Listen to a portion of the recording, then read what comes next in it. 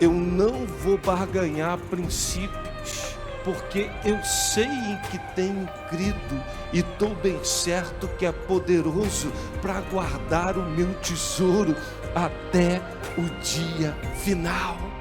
Eu não vou me dobrar diante das circunstâncias. Pode me jogar no poço que for, e no poço que esses homens tentarem o mal, o Senhor vai regar a tua vida ao ponto de gerar transformação, para que você consiga a partir daí observar e verificar que o Senhor vai te impulsionar em meio a isso. A vida às vezes está muito rasa, o Senhor bota lá e fala, é ali que eu vou transformar. Você não sabe às vezes porque tem uma doença, você vai para o hospital pensando que o problema é medicação, não é. Fique atento que Deus vai usar a tua vida.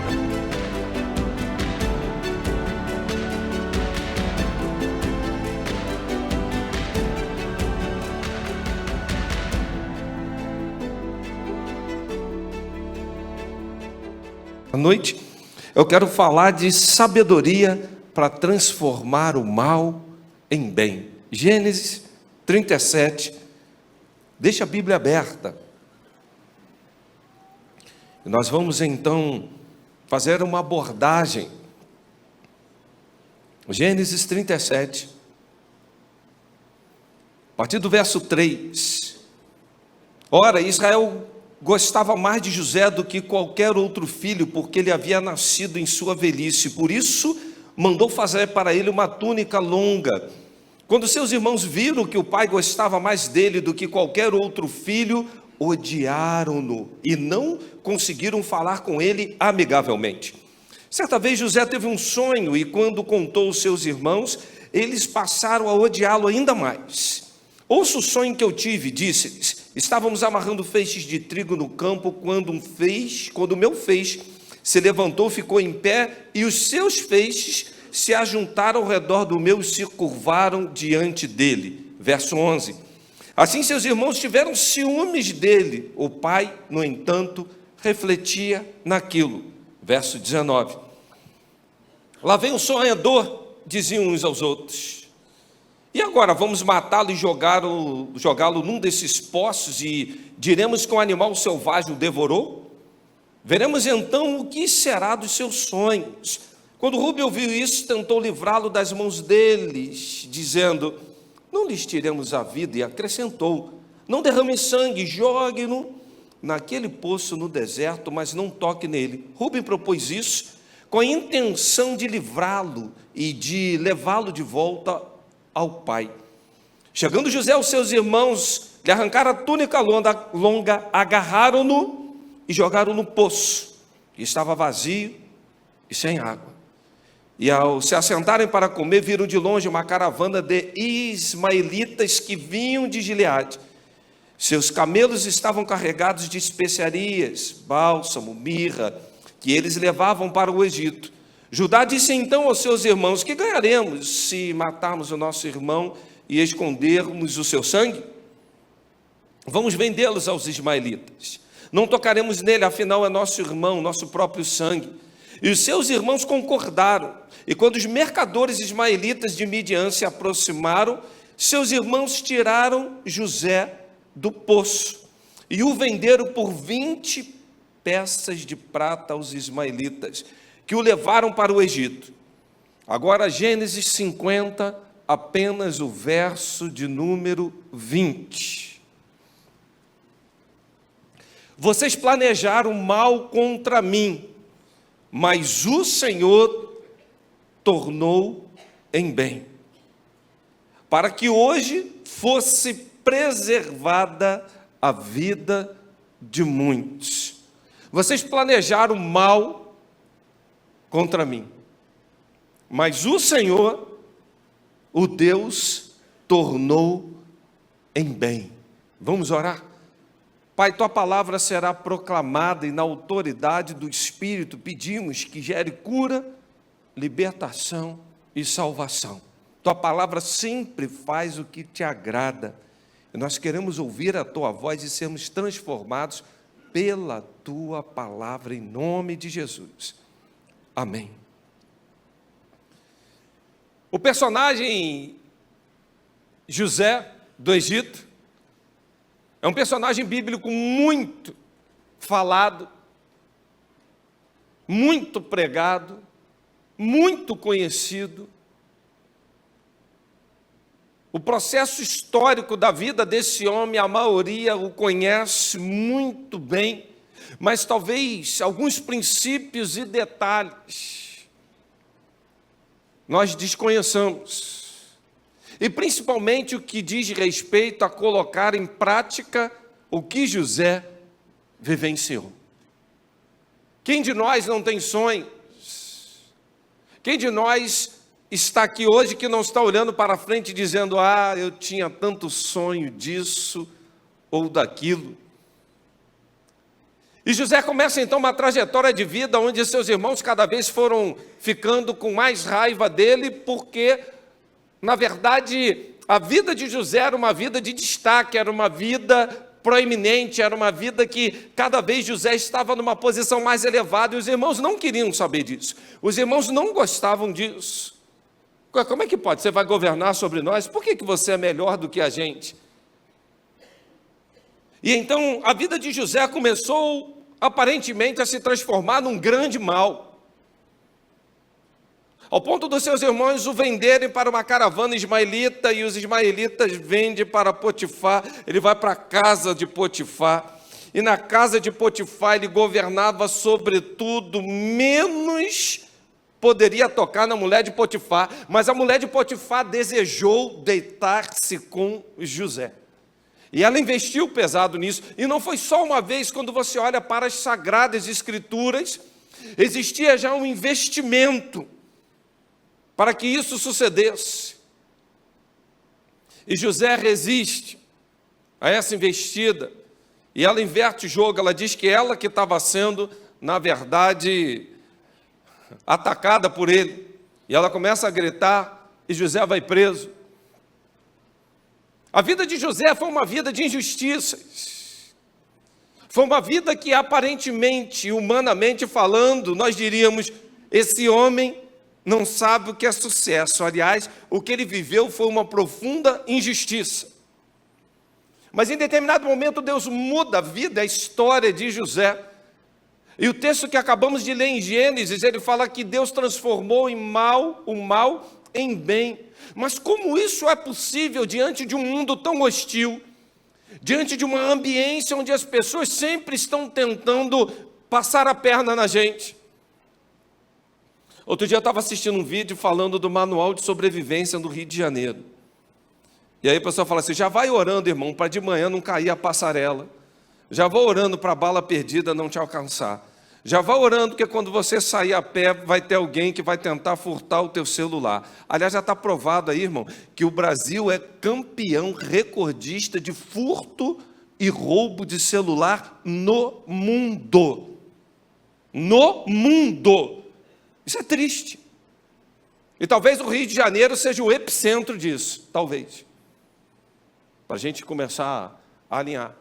E aí, o vídeo falava assim: como sobreviver a isso, aquilo, passar por tantas circunstâncias ruins, como passar diante de pessoas que só querem passar a perna, se dar bem, pessoas que estão sempre te invejando, pessoas que não querem te ver bem. Como sobreviver a isso tudo, se as pessoas sempre querem o mal e não o bem? Preliminarmente eu olho para a vida de José do Egito e penso: será que seu fundo de poço foi naquele poço ou foi naquele cárcere? E você pode estar refletindo agora: pastor, eu estou vivendo um cárcere, eu estou vivendo um profundo de poço, me jogaram numa cisterna e eu não tenho água nem comida e não sei nem o que fazer para sair dela. Algumas pessoas estão em cisternas emocionais, em cisternas sentimentais, e estão vivendo em prisões, porque não conseguem se libertar de determinadas coisas. E o momento mais difícil para se transformar o mal em bem não foi no momento em que José estava nem no poço e nem no cárcere. Foi quando ele estava na casa de Potifar, vivendo de uma maneira regada. Irmãos, o momento mais vulnerável da nossa vida está lá descrito. Na palavra de Deus, em Gênesis 39:4, agradou-se de José, o tornou administrador de seus bens. Potifar deixou ao seu cuidado tudo que ele possuía, e ele cuidava de tudo e de todos. O Senhor abençoou a casa do egípcio por causa de José. A bênção do Senhor estava sobre tudo que Potifar possuía, tanto casa quanto campo. Tudo deixou debaixo dos cuidados de José e não se preocupava com coisa alguma. O momento em que nós estamos mais vulneráveis na vida é o momento em que estamos vivendo uma bonança, uma zona de conforto. Quando você está numa cova, é muito fácil estar ligado ao sinal de alerta. Mas quando você está no momento de festa, há distração. Quando você está vivendo um momento em que há fartura, é um momento de maior vulnerabilidade. Quando você está vivendo um momento em que coisas boas estão ao teu redor, a nossa tendência é relaxar numa posição, e a Bíblia fala que aquele que está de pé, ou pensa que está de pé, cuide para que não. O momento mais crítico da vida de José não foi no poço, não foi na prisão, mesmo tendo sido esquecido naquela prisão, mas foi na casa de Potifar, quando ele tinha um governo. Eu falava pela manhã que José estava instruído na escassez, num poço, sem água e sem comida. E José estava sendo instruído na fartura, na casa de Potifar, porque ele teria que administrar 7 anos de fartura e depois 7 anos de pobreza. Mas o momento de maior vulnerabilidade para uma transformação, para que possamos realmente olhar tudo que planejaram de mal e continuar num curso de uma coisa boa na nossa vida, é o momento em que estamos vivendo uma vida regalada, de regozijo, uma vida onde estamos numa zona de conforto. E eu pergunto, qual é a tua zona de conforto? Irmão, como a gente gosta de uma zona de conforto. Você já reparou quando chega em casa que você quer sentar sempre no mesmo sofá, no mesmo cantinho? E se alguém sentar ali, você já olha de cara feia? Dizendo assim, sentou no meu lugar. Você não fala, mas pensa. Sentou no meu lugar. Você já reparou em casa que você gosta sempre de beber em determinado tipo de copo? E se duvidar, você tem um copo que você chama de seu? Sim ou não? Zona de conforto. Se tirar o teu copo... Irmãos, eu vou toda semana, eu estou na rádio num debate, eu acho muito interessante. Os debatedores, eles têm 4 posições ali para que possam se sentar. E eu acho curioso que alguns debatedores, se mudar a posição dele, eu acho que ele nem raciocina, não consegue nem falar o que ele tem que falar no debate. Ele entende que aquela cadeira é dele, aquela posição é dele. Eu chego lá, eu falo assim, quem está hoje? Fulano, ciclano, deixa eles sentar, eu sento, onde sobrar eu sento. Porque eu percebo que há um apego, e está firmado, ancorado numa zona de conforto. Se mudar ele de lugar, para raciocinar vai ser difícil. Ele se sente desconfortável porque ele está acostumado com aquela posição. Nós fazemos isso nas nossas vidas, irmãos. A gente gosta de um cantinho. Eu olho aqui para a igreja, quando eu quero procurar determinadas pessoas, eu já olho para alguns cantinhos que eu sei que elas vão estar ali. Eu já fico assim, deixa eu ver se fulano está aqui. Onde é que ele senta? Naquele cantinho, é ali. O status quo do fulano é naquele cantinho. E nós gostamos muito de zona de conforto. Uma vez eu fui em uma entrevista com o Mário Sérgio Cortella, e ele estava falando a respeito do filho dele. O filho dele é um grande jornalista, e ele tinha a oportunidade de ir para os Estados Unidos. Ele dominava muito bem o inglês e viver ali algo fantástico na sua carreira. Mas ele tinha a oportunidade também de ir para Marrocos, e numa língua que ele não conhece, numa cultura muito estranha para ele, e que ele ia passar um momento muito mais delicado na sua carreira profissional. E aí perguntaram ao filho dele: claro que você vai optar ir para os Estados Unidos. E o filho dele falou: não, a minha opção é por Marrocos. Porque eu vou ter que me reinventar em Marrocos. Eu vou ter que sair da minha zona de conforto.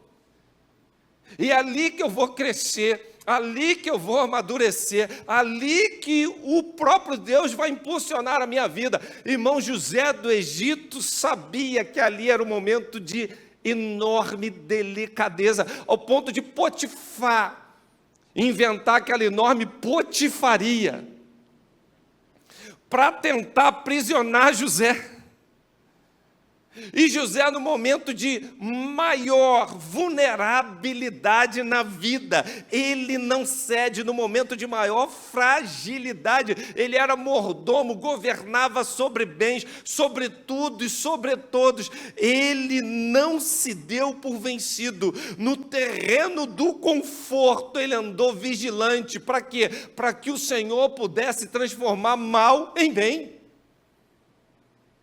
Segundo lugar, eu olho para a vida de José e quando eu olho para as covas e para as prisões, eu gosto muito da palavra dada a José. Chegando José aos seus irmãos, lhe arrancaram a túnica longa, agarraram, jogaram num poço. E a palavra hebraica usada aqui é boro. E boro quer dizer caverna, escuridão. E há momentos na nossa vida que nós vamos passar por cavernas, por poços. E poço tem uma coisa muito interessante, que quanto mais profundo, mais ele te obriga a olhar para o alto, da onde vem o teu socorro. Que o nosso socorro está no Senhor, Criador dos céus e da terra. Mas a palavra boro, no hebraico, também significa lugar de transformação.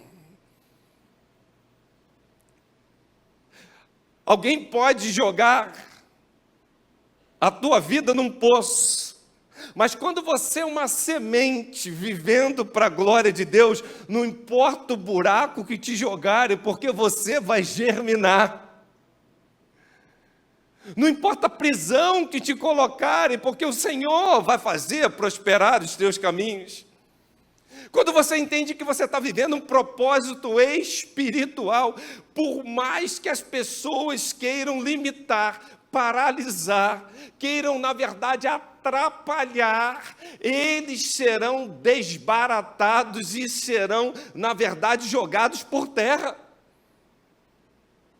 Eu olho para a vida de Neemias, reconstruindo o muro, e vem Sambalate, Tobias, Gersem, e vem aqueles homens e falam: ó, Deus mandou parar aí, não é para fazer não. Neemias olha e fala assim: isso aí não está bom não. Mas ele percebeu o risco que tinha. E no momento que Neemias percebe o risco que ele tinha, sabe o que Neemias faz? Ele agora começa a trabalhar armado, vigilante, mas com a total convicção de que não deveria acreditar e nem paralisar uma grande obra que ele começou, em meio a todas as adversidades, às perseguições, aos falsos profetas, às cavernas, às prisões. Creia numa coisa: se o Senhor permitiu você entrar numa caverna, ali Ele vai te amadurecer para você cumprir propósitos. O Senhor vai te dar a bênção que você precisa dentro da caverna, porque caverna, como diz a palavra hebraica, bora, é lugar de transformação. O problema é que quando joga a gente dentro da caverna, a nossa primeira oração é: ai, Deus, me tira da caverna. Quando jogaram Daniel na cova, ele logo pediu a todo mundo ficar orando e falou assim: ó, orem, toda a igreja orando, para que ele não consiga me jogar na cova. Foi essa a oração de Daniel? Ah, não foi não? Porque eu tenho certeza que 99% da igreja ia reunir a igreja para pedir essa oração. Ah, vai me jogar num CTI. Ah, o CTI, ora, para a gente sair logo do CTI. Irmãos, eu quero sair do CTI cheio de vidas para a glória do nome do Senhor. Deus me mantém nesse CTI, não me tira daqui não. Cada médico, cada enfermeiro, quando ouvir a tua palavra começar a se render, me mantém aqui os dias necessários para que o Senhor faça uma grande obra de transformação na minha vida e na vida de tantos quantos estão ao meu redor. Irmãos, o mal na nossa vida só se transforma em bem quando nós temos a nítida noção que todas, absolutamente todas as coisas cooperam para o bem. Prisão, injustiça, louvado seja o nome do Senhor. Não me tira da cadeia não, irmão. Paulo está lá preso, a igreja orando. Olha que igreja boa, irmão. Orou, Deus libertou Paulo. E quando Paulo bate na porta, ninguém tinha coragem de abrir, fala, não é possível. Eles oraram pedindo a libertação. Quando Paulo sai, ninguém acredita que ele está solto. Ou igreja boa. Digo, Pedro. E Pedro, quando está chegando ali, o primeiro que vê fala assim, não é possível, vê lá quem está lá fora. Irmãos, a gente ora falando da vida de homens, orando por pessoas, como a igreja orou por Pedro. Sabe o que acontece? A gente não acredita no poder da oração, e o que a gente quer de pronto, ver cadeia abrindo, a gente quer a boca de leão fechando. Aliás, se possível, Deus, não deixa nem eu cair na cova, não deixa nem eu cair na prisão, não, mas é na prisão, é na cova, que é o lugar de transformação. Só tem uma forma da vida do crente prosperar, sabe o que é? Tribulação e adversidade. Quanto tempo tem que você não experimenta uma cova? Fala aí para mim. Quanto tempo tem que você não experimenta uma cadeia? Quanto tempo tem que você não experimenta algo que desafia a tua fé, ao ponto de você olhar para as circunstâncias e falar, Deus, eu cheguei num ponto que eu estou dependendo completamente do Senhor. Pela manhã eu falei de Paulo e Silas na cadeia. Agora estou falando da vida de grandes homens, de grandes coisas que Deus fez. Daniel fala, ô rei, eu não vou me dobrar essa estátua aí não. Se o Senhor me livrar, amém. Se Ele não me livrar, amém também. Mas sabe o que acontece? Eu não vou barganhar princípios, porque eu sei em que tenho crido, e estou bem certo que é poderoso para guardar o meu tesouro até o dia final. Eu não vou me dobrar diante das circunstâncias, pode me jogar no poço que for, e no poço que esses homens tentarem o mal, o Senhor vai regar a tua vida ao ponto de gerar transformação, para que você consiga a partir daí observar e verificar que o Senhor vai te impulsionar em meio a isso. E os crentes hoje estão vivendo um momento de tanta tranquilidade que quando ele pensa em ser colocado numa cova, ele joga no Instagram, no Facebook, no WhatsApp, pede oração, igreja, então, irmão, ora, eu não posso botar o pé nessa cova de jeito nenhum. Outro dia eu estava no cemitério, ali em Ricardo de Albuquerque, aí nós fomos fazer uma sepultura e estavam alguns pastores ali. Eu achei interessante que a pessoa não era cristã não, ela tinha perdido o marido, a mulher. E ela estava no nível de desespero, que ela dava uns gritos. E em determinado momento ela dizia assim, Senhor, me leva, eu não quero ficar aqui, o Senhor arrancou tudo que eu tinha na vida, o que vai ser da minha vida agora? E na hora que a urna desceu, ela foi no barranco jogar uma flor, o pé dela deslizou e ela caiu dentro da sepultura. O desespero, nunca vi um desespero tão grande, me tira daqui. O desespero dela foi total, irmãos.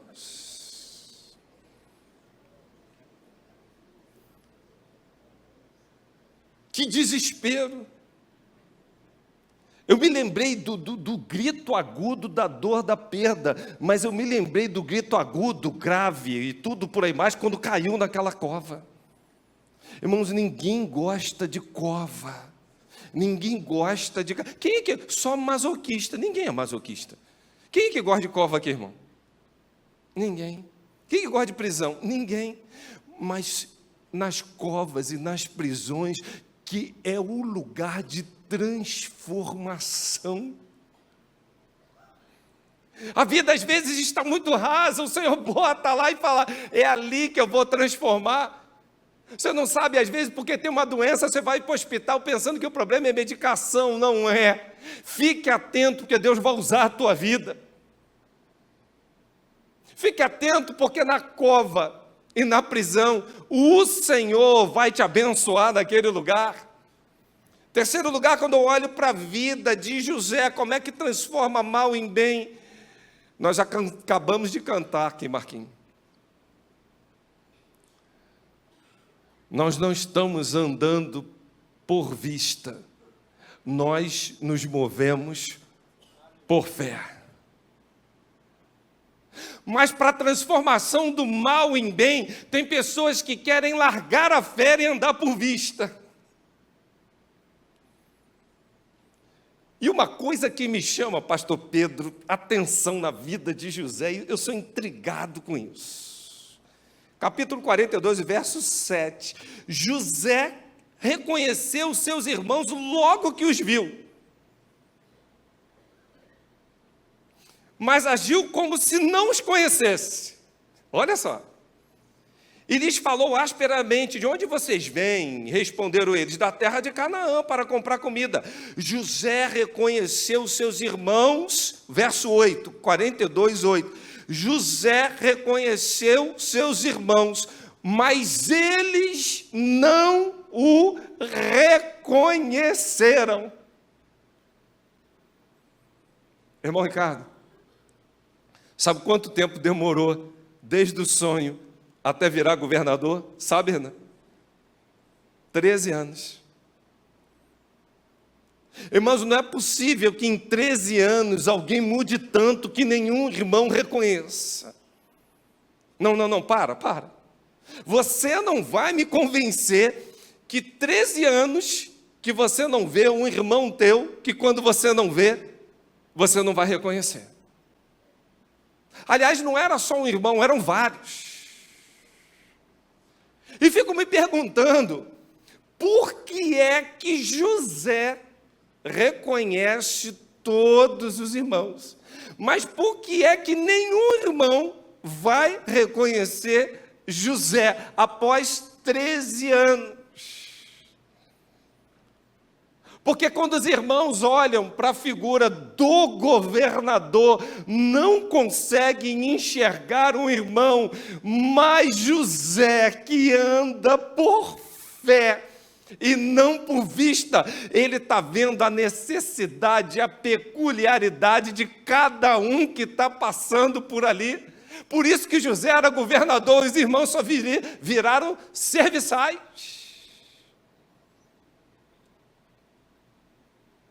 José não andava, irmão, por vista, ele andava por fé, e a incredulidade tem feito isso. Olha os discípulos no caminho de Emaús, 2 deles falando com o mestre, não está sabendo não, mestre, dos últimos acontecimentos? E aí? E vai dialogando, vai andando, irmão, juntinho, e não perceberam. Quando é que os olhos abriram? No partir do pão. Os olhos abriram, a cegueira espiritual caiu. Irmãos, para transformar a mal em bem, pare de andar por vista, nós nos movemos por fé, e fé é o firme fundamento daquilo que se espera, é a prova das coisas que se não veem. Não adianta querer ver, não adianta querer tocar, porque tem gente falando, se você toca, vê, pode, é porque Deus reservou tudo para você. Meu irmão, sai disso, meu irmão. Você não vê, você não toca, você não sabe de absolutamente nada, mas você não perde a fé que o Senhor é poderoso para fazer. Você está perseguindo sonhos como José perseguia, mesmo em meio a covas, as prisões, as circunstâncias adversas, os ventos contrários, as tempestades da vida. José estava focado numa vida de visão espiritual, para de agir no braço da carne, até porque as coisas espirituais se discernem com um olhar espiritual. Não adianta querer discernir o que é espiritual com um olhar carnal. Por isso os irmãos não reconhecem. Os irmãos nem perceberam, irmãos. Porque você pode dizer assim: ah, pastor, tem que ver a distância que eles ficavam, né? A distância é a mesma dos irmãos para José e José dos irmãos. Isso não justifica. Mas a incredulidade, irmãos, tem paralisado algumas vidas que não conseguem transformar a mal em bem. Em quarto lugar, confie na soberania divina. Gênesis 41, 46. José tinha 30 anos de idade, começou a servir ao faraó, rei do Egito, e ele se assentou na presença do faraó e foi percorrer todo o Egito. Agora olha 45:5. Agora não se finjam, nem recriminem por terem me vendido para cá, pois foi, olha o que José fala, pois foi para salvar vidas que Deus me enviou adiante de vocês. Sabe o que José está falando? Tudo o que aconteceu na minha vida tinha um propósito maior: salvar vidas. Deus me mandou adiante de vocês. Irmãos, eu duvido que se fosse comigo ou com você, você teria essa visão. Você ia dizer assim: eu vim parar aqui, mas esses malditos me venderam. Eu vim parar aqui, mas aquela mulher. Imagine eu agora, governador, olhando para a mulher de Potifar, o que eu não faria com ela? Pega essa mulher, vão dar uma coça nela em praça pública. Agora eu sou governador. Agora essa mulher vai ter o que ela merece. Agora eu tenho autoridade. Olha o que José fala. Olha, o Senhor me enviou à frente de vocês para preservar, 45, verso 7, um remanescente nesta terra, e para salvar-lhes as vidas com grande livramento. Verso 8, presta atenção, irmão. Assim, não foram vocês que me mandaram para cá. Olha aqui. Mas sim o próprio Deus. Olha para a tua vida agora, irmão, gente que te traiu, gente que puxou o teu tapete, gente que quis o teu mal, gente que até hoje conspira contra a tua vida. Entenda que o Senhor usará tudo isso para cumprir propósitos espirituais. Confie na soberania divina. Você não está andando de acordo com o que os homens fazem, mas você está andando de acordo com o que Deus permite e faz na sua vida. Ah, mas eu venho de uma família, pastor, que o Senhor não sabe. Eu tenho passado por situações tão adversas. Eu tenho vivido um momento extremamente delicado. Eu estou sendo provado em diversas áreas. O Senhor não sabe a rasteira que eu levei. Todas as coisas estão cooperando para cumprir propósitos espirituais, meu irmão. Confie na soberania. Confie que Deus está permitindo, que Deus está impulsionando. Confie que no devido momento o Senhor vai mudar o jogo.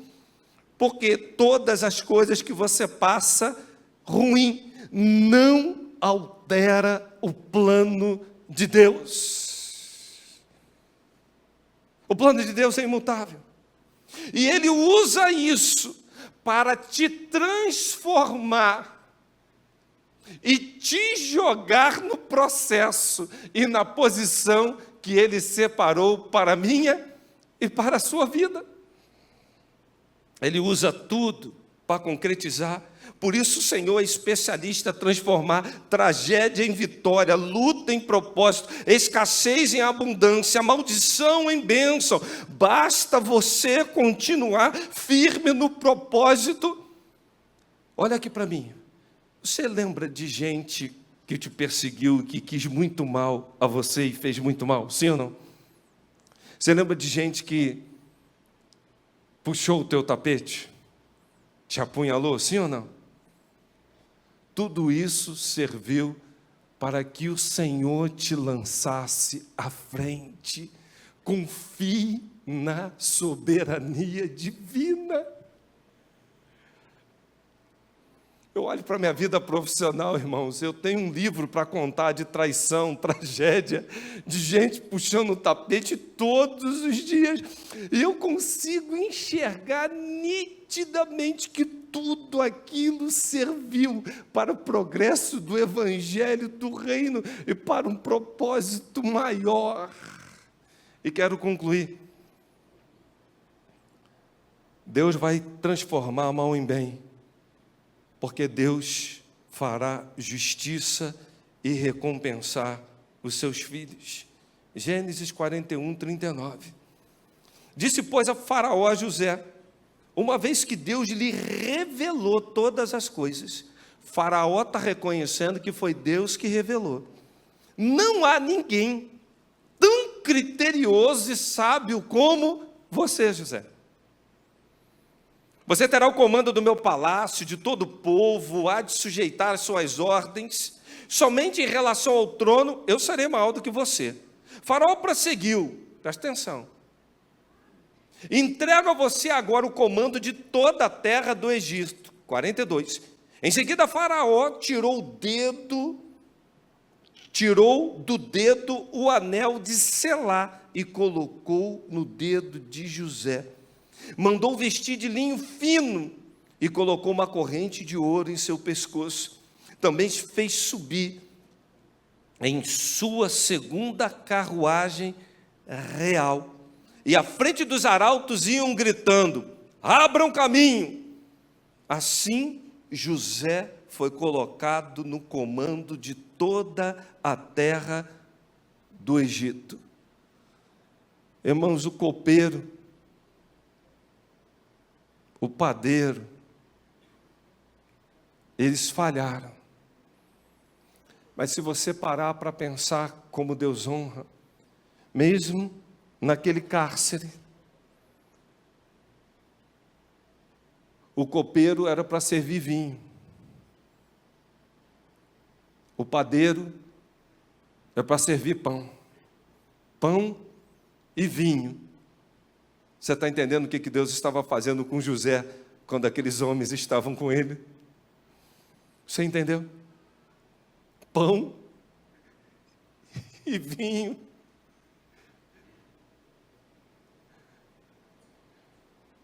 É fantástico quando você vê a mão de Deus agindo em todos os detalhes. É só ter visão espiritual, irmão. Copeiro, padeiro. E a gente fica olhando e dizendo assim, Senhor, não é possível estar vivenciando isso. Como é que o Senhor vai transformar esse mal em bem? Lá desde o cárcere, o Senhor já estava manifestando uma presença real na vida de José. E por intermédio do pão e do vinho, o Senhor agora coloca José numa condição em que José achou que, depois deles terem sonhado, José ter revelado o sonho, padeiro morre, copeiro alçado à sua posição. E José fala, né? Olha, vocês vão, fala lá de mim, lembra de mim. Só que o copeiro se esquece. 3 dias depois o copeiro se esquece. Mas 2 anos após, o Senhor lembra ao copeiro. Sabe quem deu amnésia ao copeiro? O Senhor. A vaga que tinha naquele momento era papadeiro, mas a vaga de José do Egito era de governador. se fosse lembrado naquele momento, talvez estivesse até hoje fazendo fornada de pão. Às vezes você está reclamando com o Senhor, falando assim: Pai, eu estou aqui há 2 anos e nada acontece. Eu estou aqui há 3 anos, 5 anos, nenhuma porta abriu. Pai, eu estou aqui todo esse tempo vivendo um grande cativeiro e parece que o Senhor se esqueceu de mim. Irmãos, Deus faz justiça aos seus escolhidos, Ele não se esquece de ninguém. Eu lembro que Mardoqueu fez um grande feito ao seu rei, e foi escrito nos livros, e ficou esquecido, até um dia que Deus tira o sono do rei. Ele começa a visitar as páginas oficiais do palácio. E ele se lembra de um grande feito de Mardoqueu. E ele se pergunta: o que eu fiz para honrar Mardoqueu? Sabe quando Mardoqueu foi honrado? No momento em que ele seria enforcado. Não importa a forca que prepararam para a tua vida, o Senhor transforma a tragédia em bênção. O Senhor transforma circunstâncias adversas em coisas maravilhosas. O Senhor é especialista em transformar mal em bem. E o homem que preparou a forca, agora vai puxar o cavalo com Mardoqueu em cima. Começou a puxar o cavalo. Eu não sei quem desejou o teu mal, mas você já pode ter noção de quem é que vai puxar o teu cavalo na trajetória final. Confia no Senhor. O Senhor não se esqueceu de José. O Senhor não se esqueceu de Mardoqueu. O Senhor não se esquece dos seus filhos. O Senhor honra. Eles podem tratar, tramar, fazer o que for. O Senhor não se esquece de você. O Senhor não se esquece dos planos que Ele tem na tua vida. O Senhor não se esquece dos sonhos que Ele tem para você. Agora,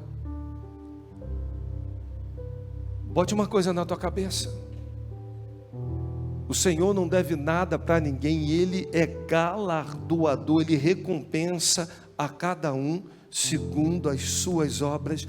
Quando você está vivendo honrando a Ele, prepare-se, porque teu caminho é de honra, porque o próprio Deus fala: eu honro os que me honram. Pastor, mas não tem como, eu estou na prisão. Não tem como, pastor, eu estou num poço, eu fui renegado por tudo e por todos. O Senhor te honra. O Senhor transforma maldição em bênção. Curve a tua cabeça.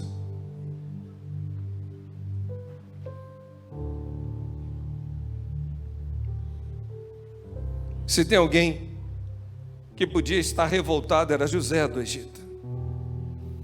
Por toda a dor, por todo o sofrimento, por todas as injustiças, por tudo que ele passou num percalço de 13 anos. Quando ele pensava que ia dar certo, vinha mais uma paulada. Quando ele achava que podia estar indo bem, o buraco afundava um pouco mais. Esquecido num calabouço de um presídio injustamente. Imagina José naquele presídio comendo pão que o diabo amassou. Mas Marquinhos, José sabia que o plano de Deus era ele comer um pão que foi amassado na cruz, um pão que vivifica, um pão que transforma, um pão que traz vida, um pão que traz milagre, um pão que muda circunstâncias. Você pode estar falando: hoje eu estou comendo pão que o diabo amassou. Mas o Senhor quer que você coma do maná, do pão vivo que desce do céu. José não perdeu o foco disso. É esse pão, esse nutre, esse alimenta, esse sustenta. Eu posso estar na caverna que for, há tantos males, tantas coisas sobre a minha vida. O Senhor vai transformar mal em bem. Essa é a especialidade dele. Ele transforma mal em bem. Ora, agora eu falo: Senhor, olha a prisão que eu estou, olha a cadeia que eu estou. Eu quero, em nome de Jesus, suplicar ao Senhor todo mal, toda ferramenta preparada contra ti não prosperará. Tu vai condená-las. Toda ferramenta, tudo que arquitetaram, tudo que planejaram, tudo que fizeram para gerar desgosto, ruína e embaraço, o Senhor transforma as circunstâncias. Basta você aprender, e você vai sair daqui nessa noite dizendo: eu entendi, Pai. Eu entendi que o Senhor permitiu isso para me lançar à frente. O Senhor permitiu isso para lançar à frente. Na verdade, eles achavam que a vida de José estava sofrendo um atraso. Ele estava lá na frente. A tua visão hoje é que coisas aconteceram para te atrasar. Você não percebeu que o Senhor está te colocando à frente dos teus algozes. O Senhor já está fazendo, trabalhando ao teu favor. E eu quero nesse tempo adorar o Senhor. Mas eu queria pedir a você que nessa noite você está percebendo males na tua vida que precisam ser transformados em bem. Circunstâncias, cavernas, prisões a males. Eu estou na caverna do desemprego, eu estou na caverna da falta de amor, estou na caverna, no presídio da doença. Eu estou vivendo, pastor, hoje o cativeiro do divórcio. Eu estou hoje no cativeiro de estar vendo filhos que estão desonrando ao Senhor. Eu estou hoje vivendo um momento extremamente delicado. Pastor, eu fui traído, eu fui subjugado, pessoas que conspiram contra a minha vida. O Senhor quer transformar mal em bem. Você crê nisso? Eu quero orar com a tua vida. Vamos adorar o Senhor. Eu quero te desafiar a estar aqui conosco. Se você crê nisso, você fala: eu quero. Sai do teu lugar agora, vem.